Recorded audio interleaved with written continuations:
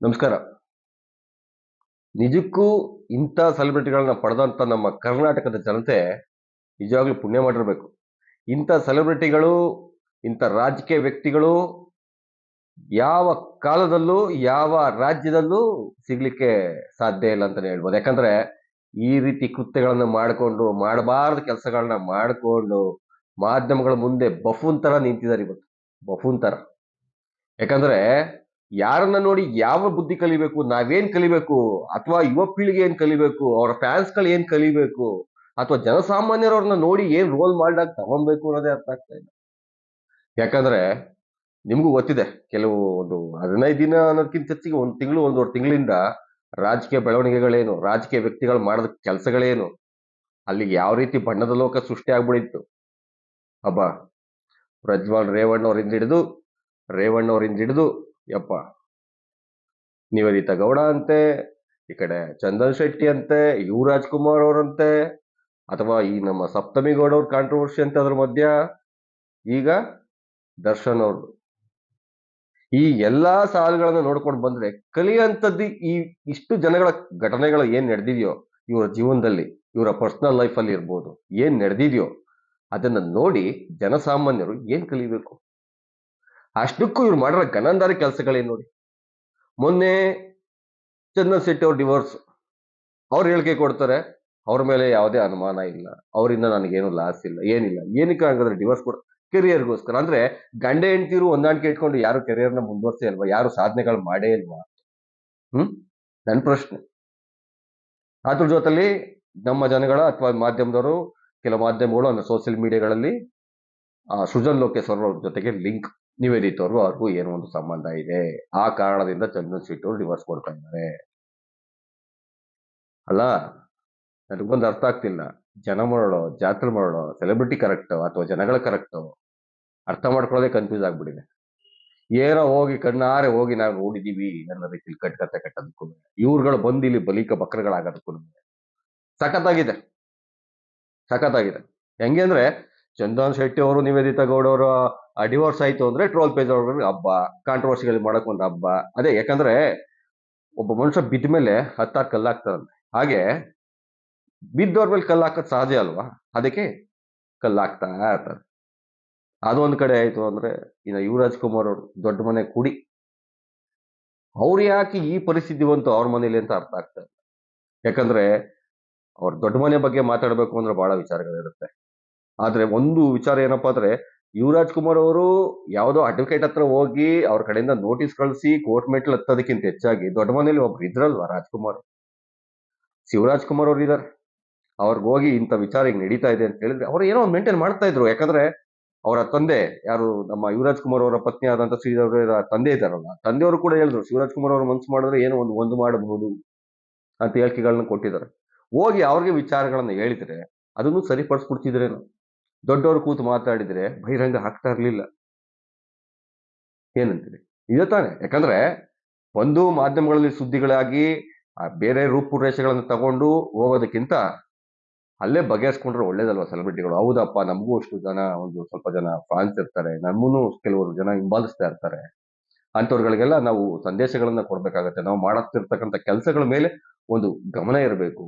ನಮ್ಮ ನಡೆಗಳಾಗ್ಲಿ, ವೈಯಕ್ತಿಕ ಆಗ್ಲಿ, ಅಥವಾ ಸಿನಿಮಾ ಇಂಡಸ್ಟ್ರಿ ಆಗ್ಲಿ, ಅಥವಾ ರಾಜಕೀಯ ಆಗ್ಲಿ, ನಮ್ಮನ್ನು ಕೆಲವರು ಫಾಲೋ ಮಾಡ್ತಾರೆ. ಅವ್ರಗಳಿಗೆ ಏನ್ ಮೆಸೇಜ್ ಕೊಡ್ಬೇಕಾಗತ್ತೆ, ನಮ್ಮನ್ನು ನೋಡಿ ಕಲಿಬೋದಲ್ವಾ, ಅವರು ತಪ್ಪು ದಾರಿ ಹಿಡಿಬೋದಲ್ವಾ? ಸ್ವಲ್ಪನೂ ಯೋಚನೆ ಮಾಡೋದು ಬೇಡವಾ? ಸ್ವಲ್ಪನೂ. ಹ್ಮ್ ಸಣ್ಣದಾಗಿ ಉಗುರಲ್ಲಿ ಹೋಗೋದಕ್ಕೆ ಕೊಡ್ರಿ ಇಟ್ಕೊಂಡು. ಅದು ಯಾವ ಲೆವೆಲ್ಗೆ ಹೋಯ್ತು ಅಂದ್ರೆ, ಚಂದನ್ ಶೆಟ್ಟಿ, ನಿವೇದಿತ್ ಅವ್ರ ಕೇಸಲ್ಲಿ ಸುಜನ್ ಲೋಕ್ ಅವ್ರ ಹೆಸರು ಬಂದ್ರೆ, ಈ ಕೇಸಲ್ಲಿ ಸಪ್ತಮಿ ಗೌಡ ಅವ್ರ ಹೆಸರು ಬಂತು. ಸಪ್ತಮಿ ಗೌಡ ಅವ್ರಿಗೂ ಯುವರಾಜ್ ಕುಮಾರ್ ಅವ್ರಿಗೂ ಒಂದು ಕಲೆಕ್ಷನ್ ಇದೆ. ಆ ಕಲೆಕ್ಷನ್ ಇಂದಾಗಿ ನನಗೆ ಡೈವರ್ಸ್ ಕೊಡ್ತಾ ಇದ್ದಾರೆ ಅಂತ ಅವರ ಮಿಸಸ್ ಕಡೆಯಿಂದ ಅಡ್ವೊಕೇಟ್ ಹೇಳಿಕೆಗಳನ್ನ ಕೊಡ್ತಾರೆ. ಎಲ್ಲಿಗೆ ಹೋಗ್ತಾ ಇದೆ? ಹ ಸಪ್ತಮಿ ಗೌಡ, ನಿವೇದಿತಾ ಗೌಡ, ಇವಾಗ ಪವಿತ್ರ ಗೌಡ, ಎಲ್ಲ ಗೌಡ ಹಾಗಂತೇಳಿ ಗೌಡ್ರು ಕ್ಯಾಸ್ಟ್ನ ನಾವು ಇದು ಮಾಡಕ್ಕಾಗಲ್ಲ. ಯಾಕಂದ್ರೆ ಜಾತಿ ಹೇಳಿ ಇದು ನಾವು ಮಾಡ್ತಾ ಇಲ್ಲ. ಅಂದ್ರೆ ಸಾಲು ಸಾಲು ಬರ್ತಾ ಇರ್ತಕ್ಕಂಥದ್ದ ವಿಚಾರವನ್ನ ನಾವು ನಿಮ್ಗೆ ಹೇಳ್ತಾ ಇದ್ದೀವಿ. ಎಲ್ಲ ಒಂಥರ ರೀತಿಯಾಗಿ ಕಾಂಟ್ರವರ್ಸಿ ಮುಖಾಂತರನೇ ಹೋಗ್ತಾ ಇದ್ರೆ ಈ ತರ ಹೆಣ್ಮಕ್ಳಾಗ್ಲಿ ಅಥವಾ ಗಂಡಸರಾಗ್ಲಿ ಡಿವೋರ್ಸ್ಗಳ ಕೇಸ್ ಅಂತೆ. ಈಗ ನೋಡಿದ್ರೆ ದರ್ಶನ್ ಅವ್ರದ್ದು ಕೊಲೆ ಕೇಸ್. ಮಾತೇ ಬರ್ತಾ ಇಲ್ಲ ಅದ್ರ ಬಗ್ಗೆ.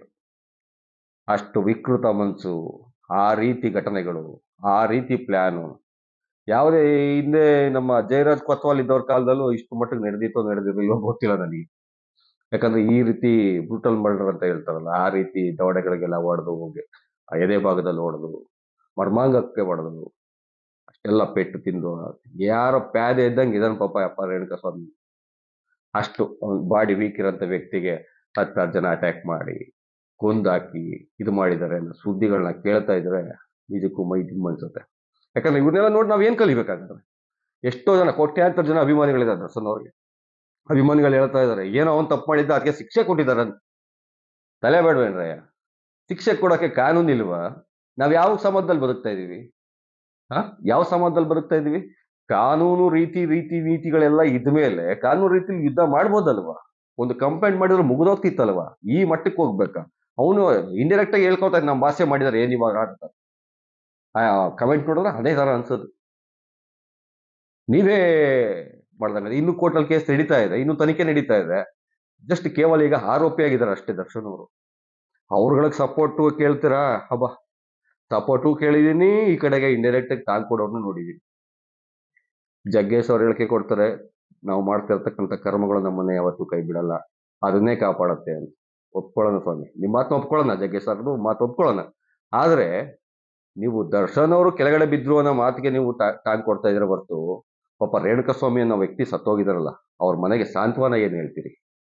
ಅವ್ರ ಸಾಂತ್ವನ ಹೇಳ್ಬೇಕು ಅನ್ನೋ ಕಾಮನ್ ಸೆನ್ಸ್ ಇಲ್ಲ, ನೀವು ಇವ್ರಿಗೆ ಟಾಂಗ್ ಕೊಡೋ ಮಾತುಗಳನ್ನ ಆಡ್ತೀರಿ. ಏನೋ ಹೇಳ್ತಾರಲ್ಲ ಹಂಗೆ. ಅವರಷ್ಟೇ ಅಲ್ಲ, ನಮ್ಮ ಆದಿನಗಳು ಚೇತನ್ ಇರ್ಬೋದು, ಅವರು ಅಷ್ಟೇ ಕ್ರೂರವಾಗಿ ಇದ್ ಮಾಡಿದ್ದಾರೆ, ಶಿಕ್ಷೆ ಆಗ್ಲೇಬೇಕು. ಕೆಲವು ಕನ್ನಡ ಸಂಘಟನೆಗಳು ಮಾತಾಡ್ತಾ ಇದ್ದಾರೆ, ಎಲ್ರು ಮಾತಾಡ್ತಾ ಇದ್ದಾರೆ. ಇದ್ರ ಜೊತೆಗೆ ಇವಾಗಷ್ಟೇ ಯಾರು ನಮ್ಮ ಸಂಜನಾ ಗರ್ಲಾನಿ ಅವರು ಕೂಡ ಬೈಕ್ ಕೊಡ್ತಾರೆ ಅವರ ದರ್ಶನ್ ಅವ್ರ ಪರವಾಗಿ. ಏನಂತ? ಇಲ್ಲ, ಇವರು ಏನಾಗಿದೆಯೋ ಗೊತ್ತಿಲ್ಲ, ಇವ್ರು ಜಸ್ಟ್ ಆರೋಪಿ, ಈ ತರ ಎಲ್ಲ ಊಹಾಪೋಹಗಳನ್ನೆಲ್ಲ ಮಾಡೋದು ತಪ್ಪು, ಹಾಗೆ ಹೀಗೆ ಅಂತ. ಒಂದು ಮಾತು ಆ ಸತ್ತಿರ ಅಂತ ವ್ಯಕ್ತಿಯ ಸಂಸಾರದ ಬಗ್ಗೆ ಅವ್ರ ಶಾಂತವಾದ ಹೇಳೋ ಮಾತು, ಒಂದು ಮಾತು ಯಾಕೆ ಮಾತಾಡ್ತಾ ಇಲ್ಲ?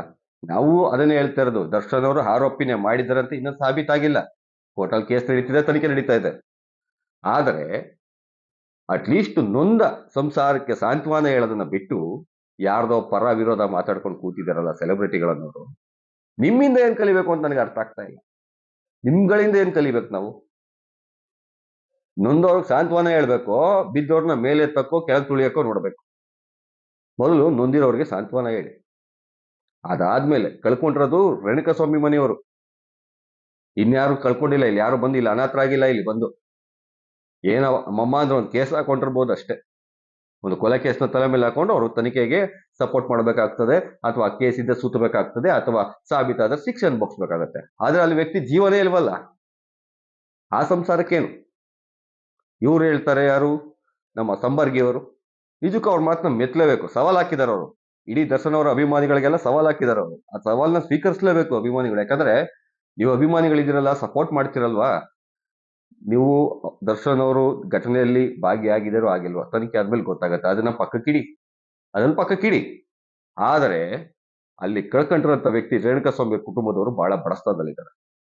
ಅವ್ರಿಗೆ ಅಟ್ಲೀಸ್ಟ್ ಒಂದು ಸಿನಿಮಾ ನೋಡ್ತಿರಲ್ವಾ ನೀವು, 100-150 ರೂಪಾಯಿ ಕೊಟ್ಬಿಟ್ಟು, ಅದೇ ರೀತಿ ಒಂದು 100 ರೂಪಾಯಿನ ಅದು ಕಲೆಕ್ಟ್ ಮಾಡಿ ತಗೊಂಡಾಗ ಮನೆ ಕೊಡಿ, ಒಂದು ಅಮೌಂಟ್ ಅಂತ ಒಂದು ಶೇಖರಣೆ ಮಾಡಿ. ಕೋಟ್ಯಾಂತರ ಜನ ಇದಿರೆ ಅಂದ್ರೆ ಒಬ್ಬೊಬ್ರು 100 ರೂಪಾಯಿ ಹಾಕಿದ್ರೆ ಕೋಟಿ ಆಗೋಯ್ತಲ್ಲ. ಸಪೋರ್ಟ್ ಮಾಡಿ. ಆ ರೀತಿ ಮಾಡೋದು ಬಿಟ್ಬಿಟ್ಟು ಈ ರೀತಿ ಸಪೋರ್ಟ್ ಮಾಡ್ಕೊಳ್ಳೋದು, ಬೇರೆ ರೀತಿ ಸಪೋರ್ಟ್ ಮಾಡೋದು, ಬರೀ ಕೂತ್ಕೊಂಡು ಕಮೆಂಟ್ ಹಾಕೋದು. ಆ ನ್ಯೂಸ್ಗಳು ಏನೋ ಹೋಗ್ತಾ ಇದೆ ಅಂದ್ರೆ ಇವ್ರದ್ದು ಫೇಕ್, ಇನ್ನು ತನಿಖೆ ನಡೀತಿದೆ, ಇನ್ನೂ ಆಗಿಲ್ಲ ಅಂತ ದರ್ಶನ್ ಅವ್ರ ಕಡೆಯಿಂದ ಯಾರು ಸಪೋರ್ಟ್ ಮಾಡ್ತಾರೋ ಅವ್ರು ಕಮೆಂಟ್ ಹಾಕೋದು. ಇನ್ ಕೆಲವರು ಅಭಿಮಾನಿಗಳು ಅಥವಾ ಜನಸಾಮಾನ್ಯರು ಇಲ್ಲಿ ಬೈತಾ ಇರೋದು. ಇಂಥ ಮನುಷ್ಯನ ದರ್ಶನ್? ಎಂತ ಕ್ರೂರಿಯಪ್ಪ ದರ್ಶನ್. ಇವ್ನು ಕಠೋರವಾಗಿ ಶಿಕ್ಷೆ ಆಗ್ಬೇಕು, ಗಲ್ಲಿಗೆ ಏರಿಸ್ಬೇಕು, ಹಾಗೆ ಮಾಡ್ಬೇಕು, ಹೀಗೆ ಮಾಡ್ಬೇಕು ಅಂತ ಕಮೆಂಟ್ ಇದೆ. ಶಿಕ್ಷೆ ಕೊಡಿ, ತಪ್ಪು ಮಾಡಿದ್ರೆ ಶಿಕ್ಷೆ ಆಗ್ಲೇಬೇಕು, ಅದು ಬಿಟ್ಟು ಬೇರೆ ಇಲ್ಲ. ಆದ್ರೆ ದರ್ಶನ್ ಅವ್ರಿಗೆ ಶಿಕ್ಷೆ ಆಗ್ಬೇಕು, ತಪ್ಪಾಗಿದ್ರೆ ಮಾತ್ರ. ಆದ್ರೆ ನೊಂದ ಜೀವಕ್ಕೆ ಏನೇ ಆಗಿದ್ರು ಕೂಡ ಸಾಂತ್ವನ ಹೇಳ್ಬೇಕು, ಸಹಾಯ ಅಂದ್ರೆ ಧನ ಸಹಾಯ ಇರ್ಬೋದು, ಅಥವಾ ಒಂದು ಮನಸ್ಸಿಗೆ ಧೈರ್ಯ ತುಂಬುವಂತ ಕೆಲಸಗಳನ್ನ ಮಾಡ್ಲೇಬೇಕಾಗ್ತದೆ. ಆದ್ರೆ ಈ ಸೆಲೆಬ್ರಿಟಿಗಳನ್ನ ನಂಬ್ಕೊಂಡು ಯಾರು ಫಾಲೋ ಮಾಡ್ಕೊಂಬೇಡಿ. ಇವರು ಸೆಲೆಬ್ರಿಟಿಗಳು ಅನ್ನೋದಕ್ಕಿಂತ ಹೆಚ್ಚಾಗಿ ಕಾಂಟ್ರವರ್ಸಿ ಸ್ಟಾರ್ಗಳು ಇವರು. ಕೇವಲ ಬರೀ ಸ್ಟಾರ್ಗಳಲ್ಲ. ಕಾಂಟ್ರವರ್ಸಿಗಳನ್ನ ಮಾಡಿಕೊಂಡು ಯಾರು ಬರ್ತಾರೋ ಇಂಥ ಕೃತ್ಯಗಳನ್ನ ಮಾಡಿಕೊಂಡು ದಯವಿಟ್ಟು ಅಂಥವ್ರನ್ನ ಫಾಲೋ ಮಾಡೋದು ಸ್ವಲ್ಪ ಕಡಿಮೆ ಮಾಡಿ. ಫಾಲೋ ಮಾಡಿ, ಸಿನಿಮಾಗಳು ನೋಡಿ, ಸಿಳ್ಳೆ ಹೊಡೀರಿ, ಚಪ್ಪಳೆ ಹೊಡೀರಿ, ಹೋಗಿ ಕಟೌಟ್ ಹಾರ ಹಾಕಿ ಹಾಲು ಅಭಿಷೇಕ ಮಾಡಿ ಏನೋ ಒಂದು ಮಾಡಿ. ಆದರೆ ಇಂಥ ಕಾರ್ಯಗಳಾಗ್ಲಿ, ಇಂಥ ತಪ್ಪುಗಳು ಮಾಡಿದಾಗ ಅದಕ್ಕೆ ತಪ್ಪು ಅಂತಾನೆ ಉತ್ತರ ಕೊಡಿ. ಇದು ಅಭಿಮಾನಿಗಳಲ್ಲಿ ಇರಬೇಕಾದಂಥದ್ದು, ಪ್ರತಿಯೊಬ್ಬ ಜನಸಾಮಾನ್ಯರಲ್ಲೂ ಇರಬೇಕಾದಂಥ ಒಂದು ಮನಸ್ಥಿತಿ.